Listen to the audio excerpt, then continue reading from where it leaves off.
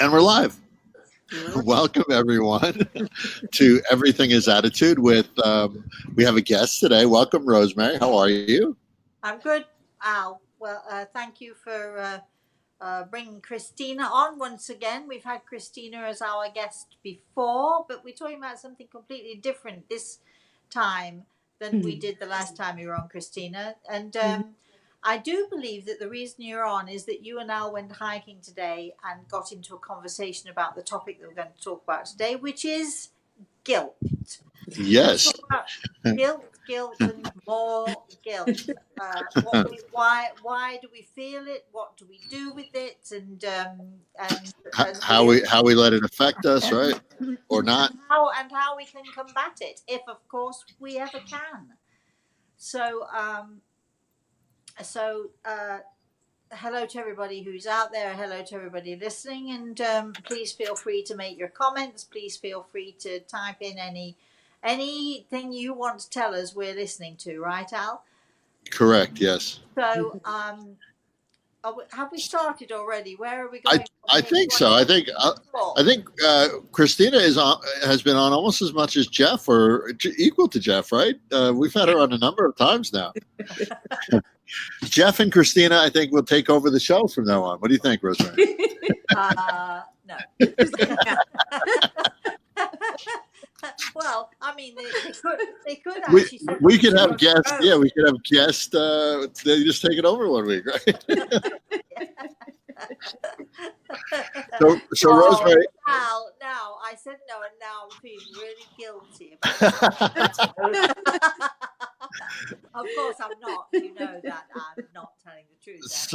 So Rosemary, this came up on the Thursday call, right? A gentleman wrote in. I forget why he said he felt so guilty, but it was tough for him because the guilt was really affecting him, right? That's where this started from. His question, of course, for those who are listening who know nothing about the Thursday show, we do a YouTube show every Thursday morning at 11 a.m. Eastern Standard Time, and it's Rosemary Altea channel, and it's the Spirit World Sees All. So just to fill that in, if we're going to be talking about that show, but and you get to ask questions, and we get to answer questions live on air, and it's a lot of fun. But this gentleman called in, and for whatever reason, I don't remember the reasons now myself, but for whatever reason, he harbored a great deal of guilt. And his question was, Rosemary, how can I get rid of it? How can I deal with the guilt, and how can I get rid of the guilt? And I do believe that he had, now my memory is not as it used to be, but it's coming back to me. I do believe that he'd had lived a life sort of not being always as good as he should be or as great as he should be. So he had a lot of regrets and so on.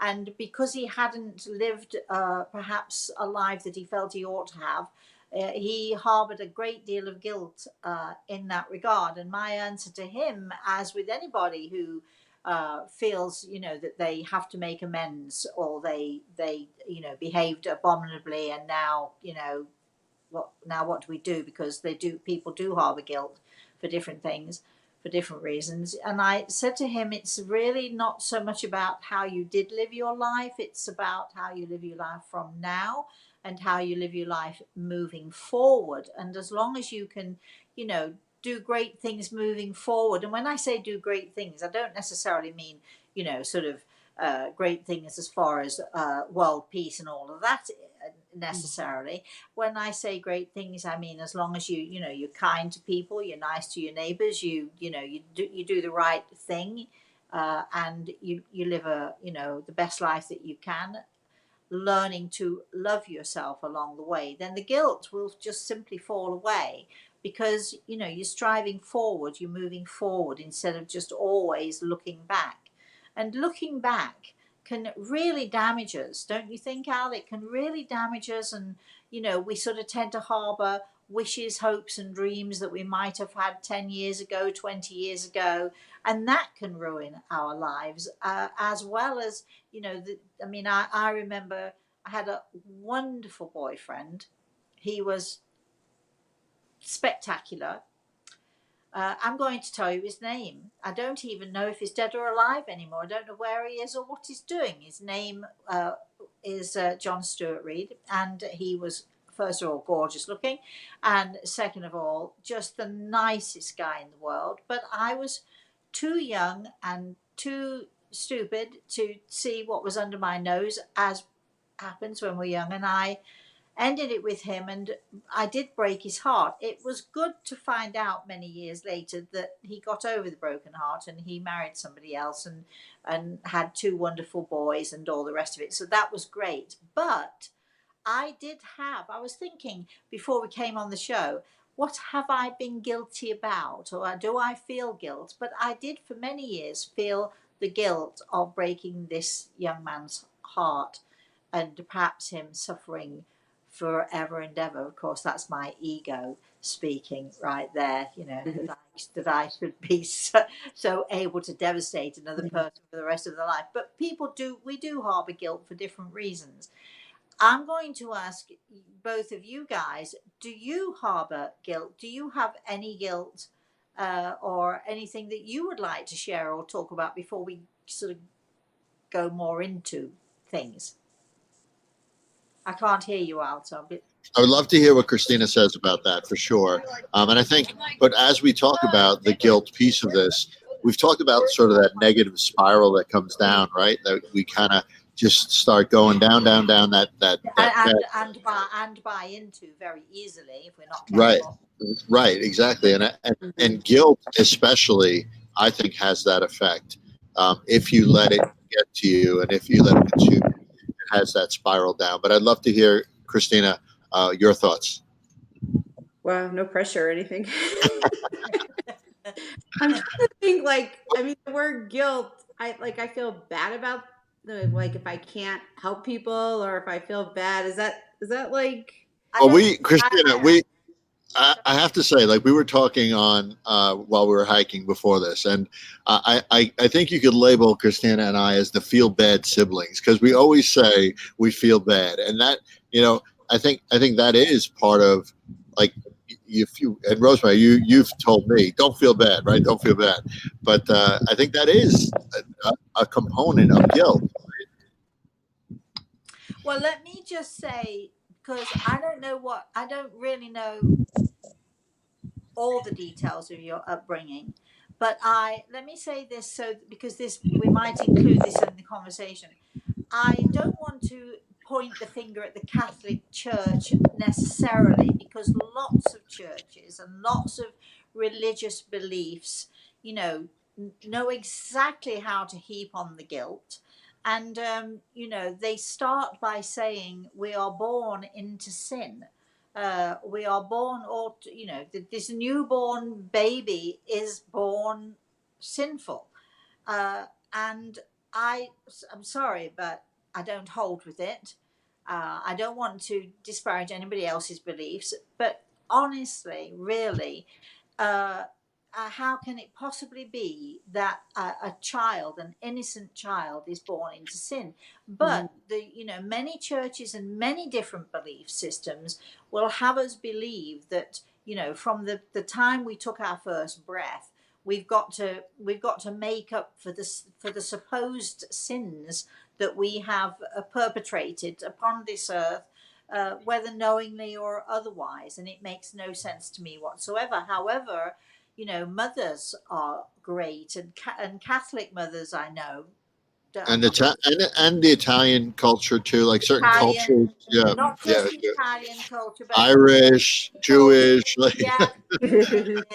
I mean, mothers of all of these wonderful faiths and belief systems, which they are wonderful in many ways, but boy, do they ever know how to lay on the guilt. And speaking as a mother myself, I have to admit that I am not, I should say, I am guilty, if you like, of perhaps using a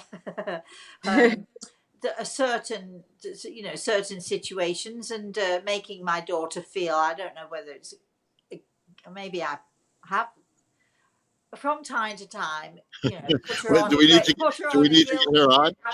I'm hedging my bets here. I don't do it very often. Another word for that though is called manipulating. So, you know, often people manipulate other people into feeling guilty, or in your words, into feeling bad, so that you feel obliged then to pacify, to rectify things. Uh, we feel pressured into making things right, even if we didn't do anything wrong. So, you know, Christina, what kinds of things do you feel bad about or guilty about? I mean, I think if you think of like regret and those kinds of things, I don't think there's anything major, but like feeling bad, or I've always been trying, like, I always want to fix things, always want to make people feel better. And I think that leads to feeling bad. Um, you know, if something happens with a family member and there's nothing I could do, I want to do something. So I think some of it's self-imposed. Some of it is probably manipulation, but I do it to myself. Like I need to learn to step back a little bit, but I do put that feeling bad. I take a lot on personally. So it's mostly related to family, people that I'm close to, that I want to be able to, I think it's just because inherently I feel like I want to fix everything and make everybody happy. And I think that's where. Did you grow up in a household where manipulation and being made to feel guilty was the norm? Or I mean, do you feel that it's sort of something that happened to you from sort of growing up in an environment that nurtured these sort of feelings, or is this something that happened to you later on? I don't know. I mean, I guess it's probably a combination because, the environment we grew up on, I saw it happen from like my grandmother to my mother a lot. And I was always the one that tried to fix that because my grandmother was very manipulative of my mother. And then, of course, that translates.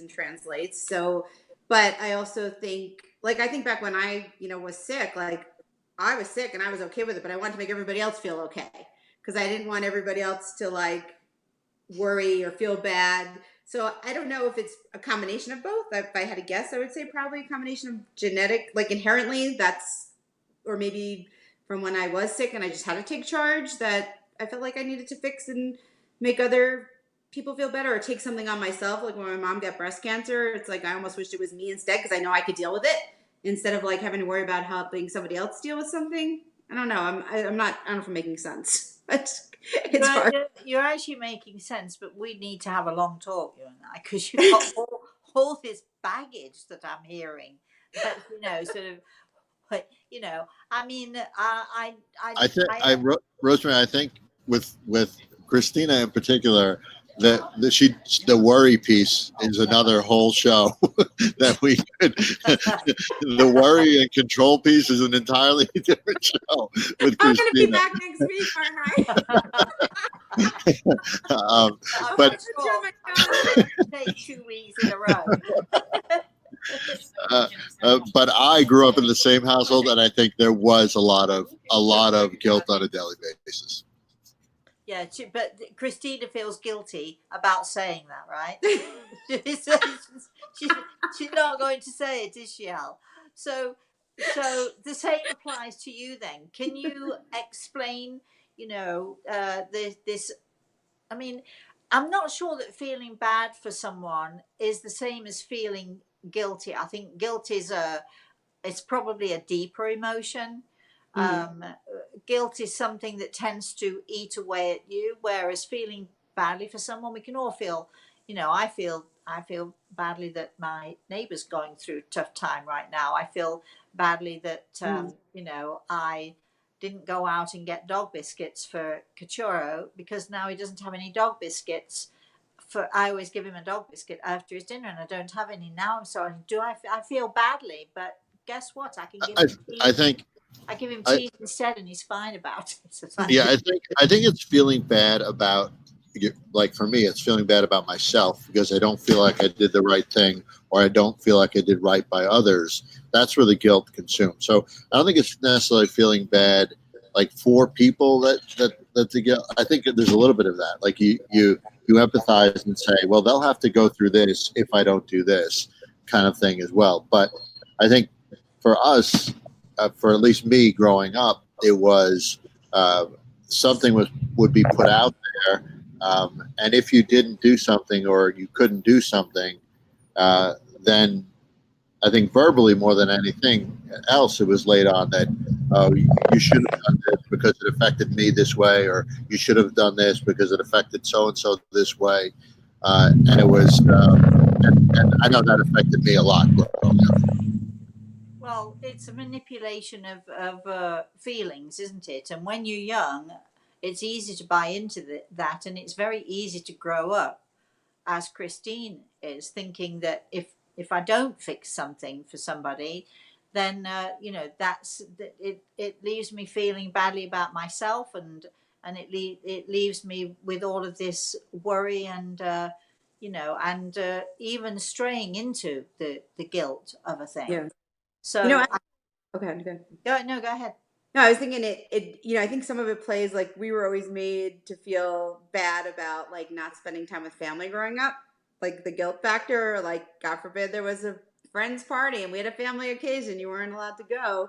And I was just talking about this the other day with Al and my husband, because like Al called spontaneously to say, Bill and I had just started cooking dinner, and Al called to say, hey, just come eat with us. And my first instinct is like, okay, you don't say no to family. And I was like, okay. And Bill's like, I'm going to take all the food that we just put on the barbecue, carry, like, I'm not thinking like, check in with Bill. But I felt truly guilty, like saying no to Al when he had no expectations of like, he didn't care. But like, it was so ingrained in my head about family first. And that was a lot of issues when I got married too, because I always chose my family first because that was the obligation. So I guess that's guilt, right? That's what it is. That is guilt, And and now we're moving on out. that is guilt perpetrated by your mother, grandmother, possibly other family members as Even well. even our father was really, yeah. He was, Oh, he, Sorry, Dad, but that was all. yeah, he was the best at it. Yeah, he was good at it. Yeah. Yes, family first, always. My dad, like literally, like it's the eighth cousins first. Whatever, we gotta go. You can't go hang out with your friends. Yeah, we got it from everywhere. We did.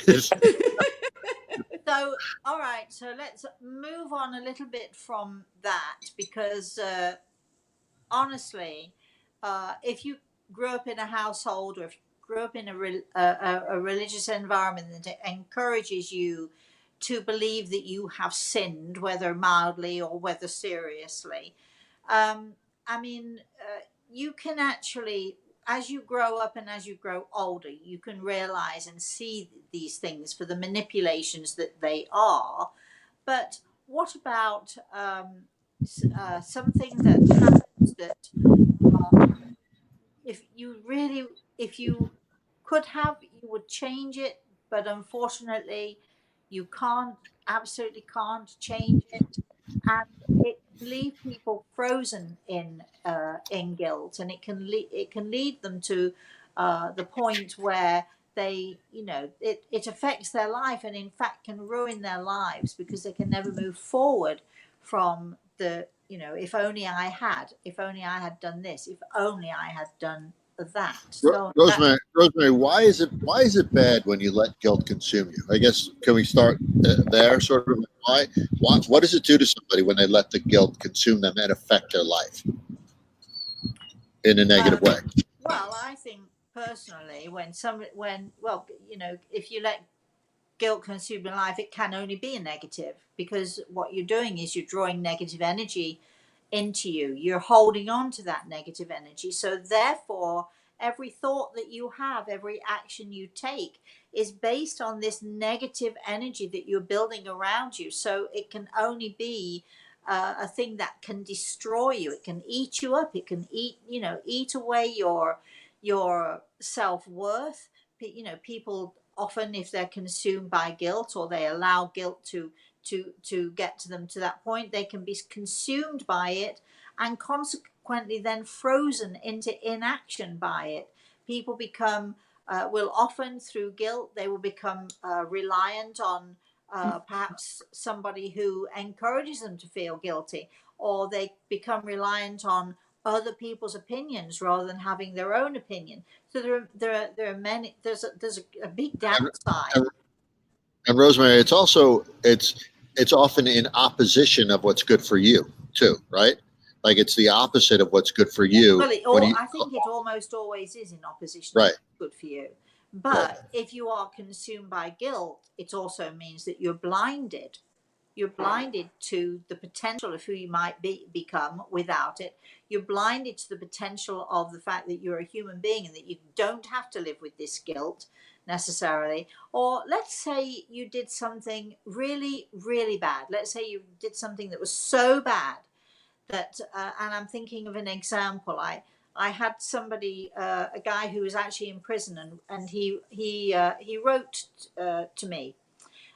He was in prison because he had. I'm thinking of 2 or 3 instances now, but actually this particular one, he was an alcoholic. He got in his car with his 4-year-old son when he was drunk, and you know the inevitable. Little boy died, and the letter that he wrote to me, it was so filled with guilt and remorse, and so that is an extreme. That is an extreme of guilt, and it was funny because actually I read this letter, which was a heartbreaking letter. I read this letter to my students one evening, and you know, everybody was saying we need to send him healing. Everybody was tremendously sympathetic towards him. Everybody was tremendously, you know, concerned because he was obviously on the verge of suicidal. This was a really painful letter, and he was obviously going through a great deal of pain. But then I turned the tables on my students and I said, now then, I've asked you to take a look at what we can do for this man, and I've read the letter to you. And they were all sympathy for him. But then I said to him, now let's look at the other side. Let's flip this coin. What if this were your son-in-law, husband? What if this child were yours, your grandchild? And immediately people were looking at it from the other point of view, uh, naturally furious, angry, unforgiving, all of that stuff. So there are always 2 sides, and we have to pay attention to that, I think. So when I'm talking about the extreme guilt, I had a patient who was uh, forced into the SS during the war, and he believed that when he died the devil was going to come for him. And I actually sat with this man for quite over a period of several days, because I'd been called in because he was so eaten up with guilt for the things that he'd done. But as as we know, as in situations like that, it's either you do it to someone else or someone's going to do it to you. So you have a choice. Do you go and stand in the line when everybody's going to be, you know, burned with flamethrowers, or flamethrowers, should I say, or or shot in the head or whatever, or are you the one who's going to hold it and do it to others? We have a choice. Which would you rather do? And people live with, and again, I'm giving the huge extremes of guilt. But in every situation that we have in life, we make a choice. We may not be able to make a choice physically if we're in chains and, we're sort of trapped or in a cage or we're in a prison with other people. We can't necessarily make a physical choice, but we can certainly make a choice of how we think and how we feel. We can make a choice of being positive or negative. We make a choice of our attitude, which is what this show is all about. We make a choice of, our attitude, and what is our attitude going to be like? Because no matter what anybody might do to you or what you might do to anybody else, what is the most important thing is what you're thinking. Our thoughts are the most positive and the most powerful things that we have, and we use them negatively or we use them positively. And at any given moment, in any situation that we have, we're making choices all day long on a regular daily basis. We make a choice to have a coffee. We make a choice to eat a bagel. We make a choice to look at the man who's got the big placard saying food for me. We make a choice to eat the bagel ourselves rather than give it to him. We're making choices all the time, and some of those choices inevitably will cause us guilt. And so we've gone to the far extreme where people unfortunately have to live with that guilt, because there's no going back from doing awful things. But then we go to we're talking about the family guilt and all of that, and how does that affect us? It's very, I think, whether it's a mild case of guilt or a deeper case of guilt, I think it still potentially can freeze you into non-action. It can destroy your self-worth. It can destroy your ability to think for yourself. It can destroy and again, it's a choice, because people can only do to you what you allow them to do. So if you allow people to use what you did against you, if you allow people to manipulate you, it is your choice at the end of the day. Rosemary, do you think, I mean, Christina as well, do you think guilt is ever good? Can it help guide us in certain ways as long as you don't? So can it be good? Because in my mind, sometimes I think it can, depending on how far you go down that spiral, right? So can guilt be a good thing in life, or at least the starting of guilt, or what makes you feel guilty completely? Can it be good? Well, we're now talking about our conscience, aren't we?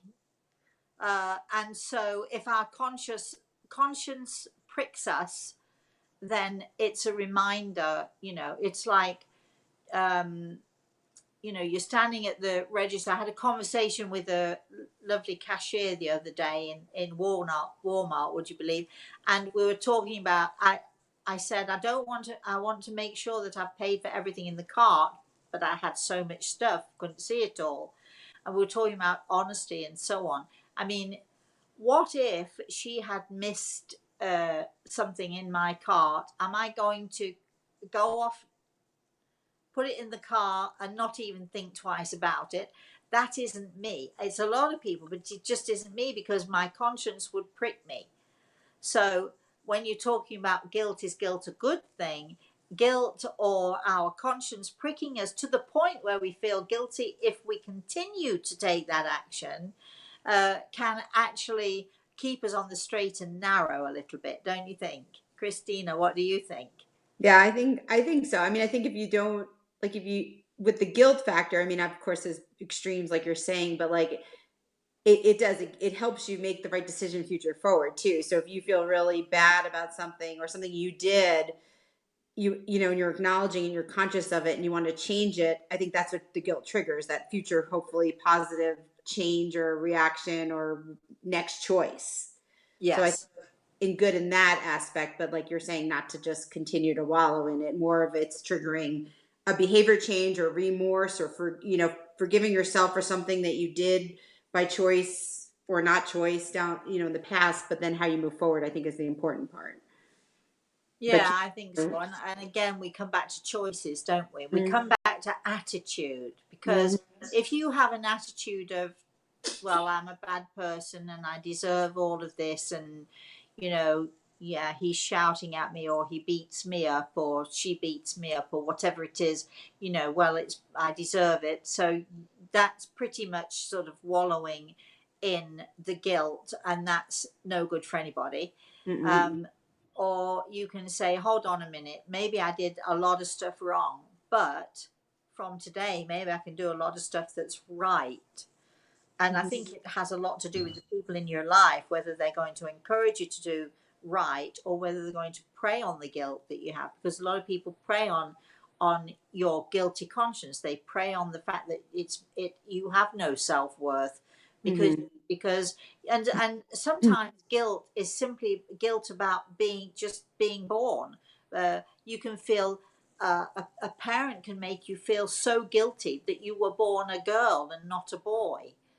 So guilt sort of spans the spectrum, but we can actually, if we really want to, and if we can, really want to change that, we can actually, I think, turn it around, moving forward, never sort of uh, holding on to the stuff, bad, good, or indifferent, that we did or didn't do in the past, but moving on from today and making a difference from today and moving forward and changing our attitude towards how recognizing that was awful and we did that and that was really awful. However, today is a new day. Let's start the new day. Let's go forward for the new day.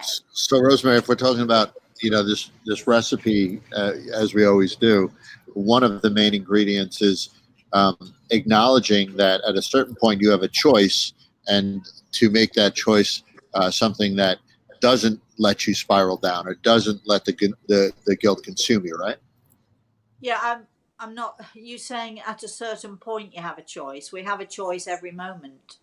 Right, but I'm saying, yeah, I guess I'm saying like you do have at a certain point you have to decide not to let the guilt consume you and change your attitude in essence, or you right? decide to just carry on with it Right, right. and accept it. Yes, but I think once you you recognize, like this guy who called in with all this guilt, and he was really desperate to know, how do we combat the guilt? How can I get rid of the guilt? Um, acceptance.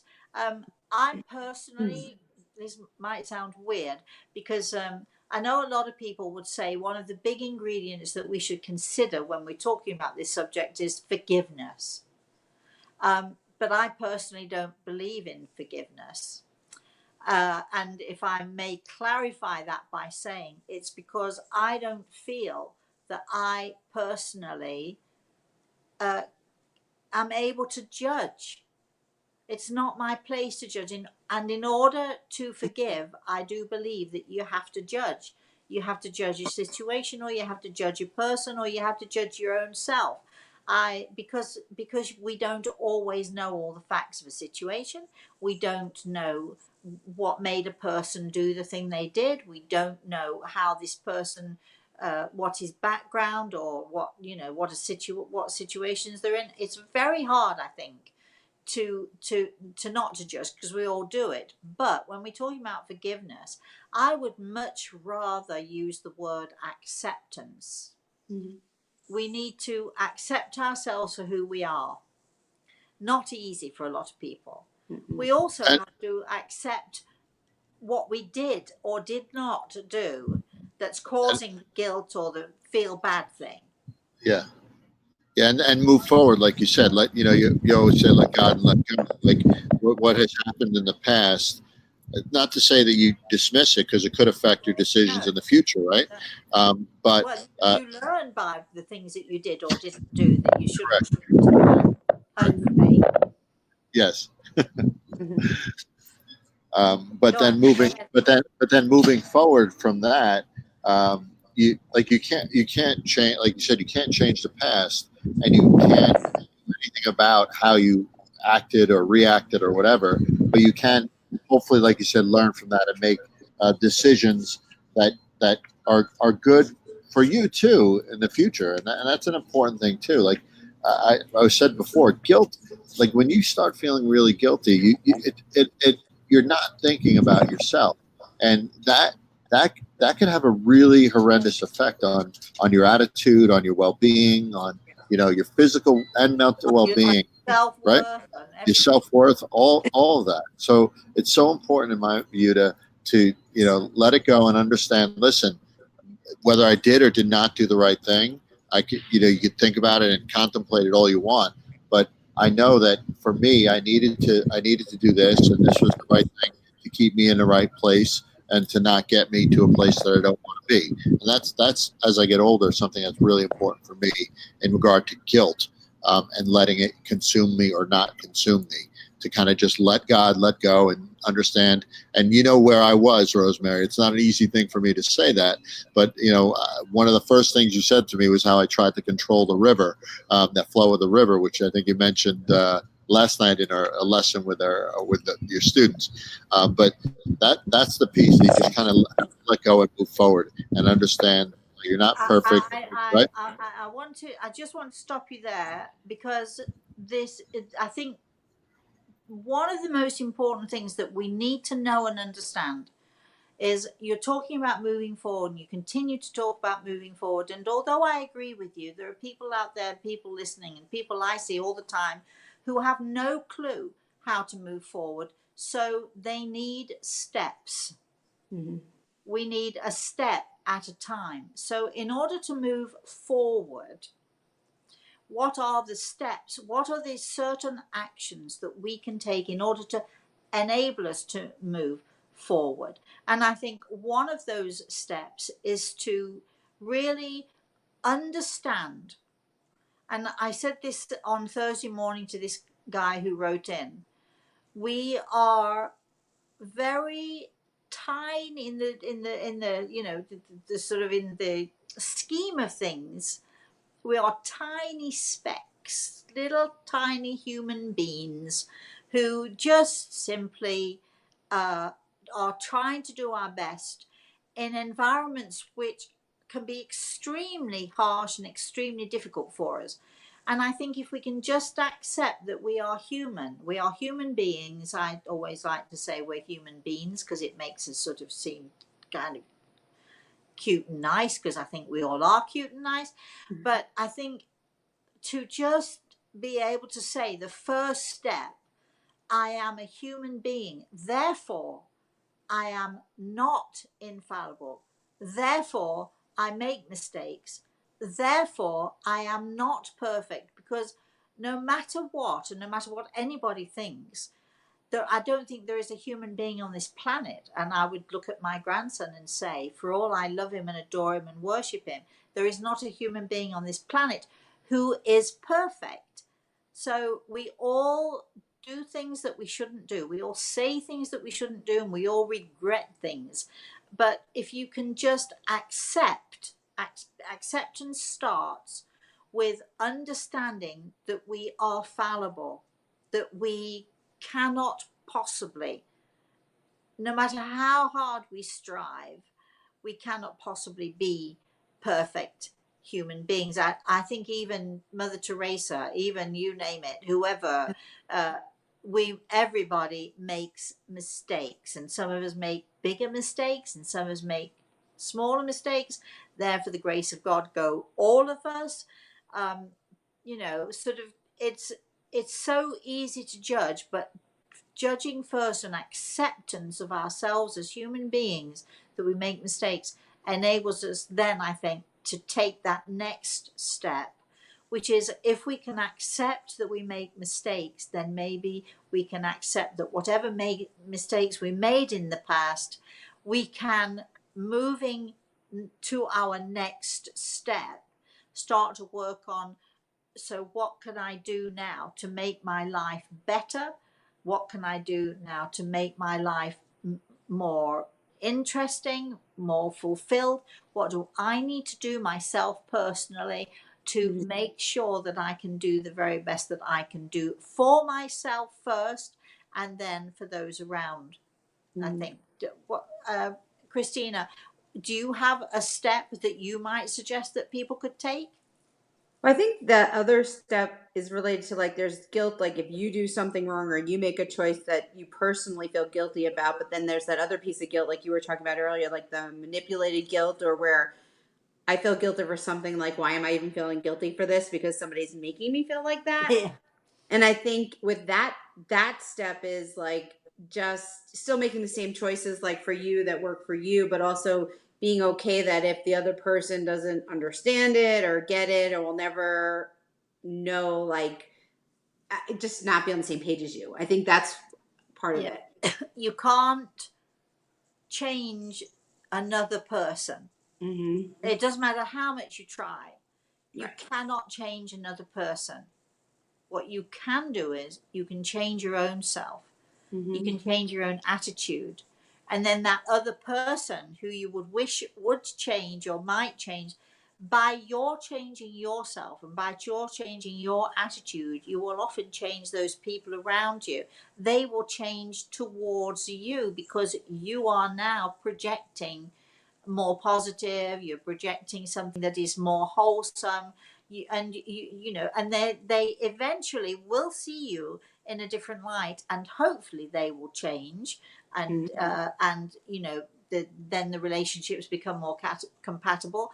But again, they have choices.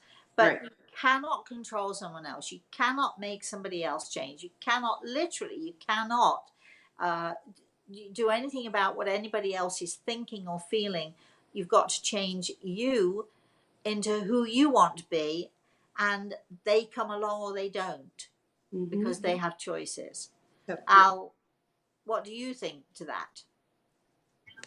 I think especially with uh, the manipulation piece. I mean, it's something where you can't change anybody for sure. You can't change anybody, but you really have to decide. And maybe this is a step to understand that if you let people manipulate you with guilt, they'll continue to do that. And um, once you stop letting them manipulate with guilt, hopefully they will not do it as much. And if they don't, it's a win for you no matter what. You can't expect that they'll stop trying to manipulate you, but if you don't let it affect you, that's the win for you, right? But Yeah, I and I think yeah, what happens is you either come together or you go apart. But as right. long as you are whole and wholesome within your own self, that is the most important thing. That's exactly right. But I do think what will often happen if someone is, this is for manipulation with guilt. If someone is trying to manipulate with guilt, they're going to do it more often if it works, rather than if it doesn't work. Um, I know that just from personal experience. It's just that's just the reality of things. But like you said, if you're good and you're not letting it affect you, that's the win for you personally, so that you don't again go down that spiral. You know, uh, I'm suddenly reminded of a situation that someone I knew really put themselves in. They were married. They had a pretty good relationship, but this girl's husband was a huge cricketer. He was the captain of the team, which is important. You probably don't know much about cricket, but it's like being the captain of the football team or whatever. That is when you're the captain, you have a responsibility. Whatever actions you take, you have a responsibility to do the right thing for your team, etc., etc. And uh, it happened that the cricket team finals, the final game, was on a particular date. And it also happened that the anniversary, their wedding anniversary, was on this same date. And so this woman proceeded to basically say to her husband, if you choose cricket over me and all of this stuff, right? And she was so happy. She was telling this tale, and she was so thrilled because she'd given her husband this ultimatum, and he chose to go on the anniversary dinner, which they could easily have had the next day, let me say.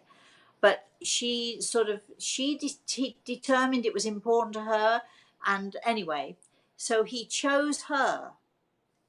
But as she's telling the story, I already knew that she'd lost, because I already knew that no matter how many years together they had in the future, he would always resent her for making him choose.